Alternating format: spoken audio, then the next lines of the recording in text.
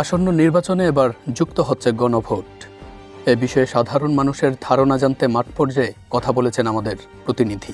তবে জরিপে উঠে এসেছে উদ্বেগজনক চিত্র। অধিকাংশ মানুষই গণভোট সম্পর্কে পরিষ্কার ধারণা রাখেন না।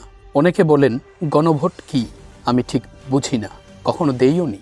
না, আমি গণভোট সম্বন্ধে কিছু বুঝি না। কথা বলছেন, আমি কোনো সময় দেই নাই। গণভোট সম্পর্কে আমি কিছুই বুঝি না। জি না। আপনি কি গণভোট সম্বন্ধে কিছু বুঝেন? না, বুঝি না। আবার কেউ কেউ গণভোটের প্রসঙ্গ এড়িয়ে সরাসরি নিজেদের রাজনৈতিক পছন্দের কথা জানান। ভোট দেবো না বিএনপি। গণভোট বলতে গেলে হা না ভোটটা যেটা আসবে এটাকে বুঝি। হা না এটা হলো কি জুলাই যুদ্ধদের পক্ষে, বা হাতে দিলে তাহলে জুলাই পক্ষের হবে, আর নাতে দিলে নার পক্ষে হবে। এটাই তো বুঝাইতেছে, না কি বুঝাইতেছে তার বেশি তো আর বুঝি না। হাতে গোনা অল্প কিছু মানুষই গণভোট সম্পর্কে জানেন। যারা জানেন তাদের দাবি, রাজনৈতিক দলগুলোর উচিত গণভোট বিষয়ে সাধারণ মানুষের কাছে আরও স্পষ্ট ও ব্যাপক প্রচারণা চালানো।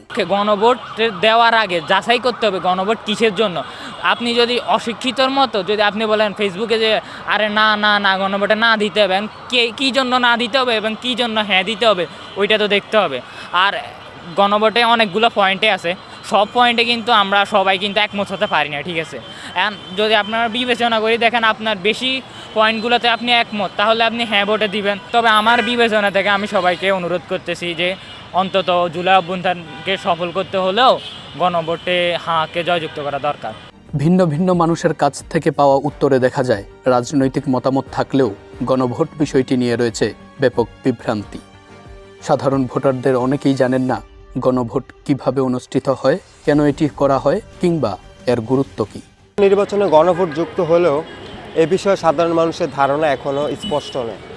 অনেক ভোটাররাই জানেন না গণভোট কী, কেন হয় এবং কিভাবে এতে অংশ নিতে হয়। ফলে সাধারণ মানুষের মধ্যে রয়েছে বিভ্রান্তি। গণতান্ত্রিক প্রক্রিয়াকে কার্যকর ও অংশগ্রহণমূলক করতে হলে গণভোট নিয়ে জনগণের মধ্যে সচেতনতা বাড়ানো এখন সময়ের দাবি।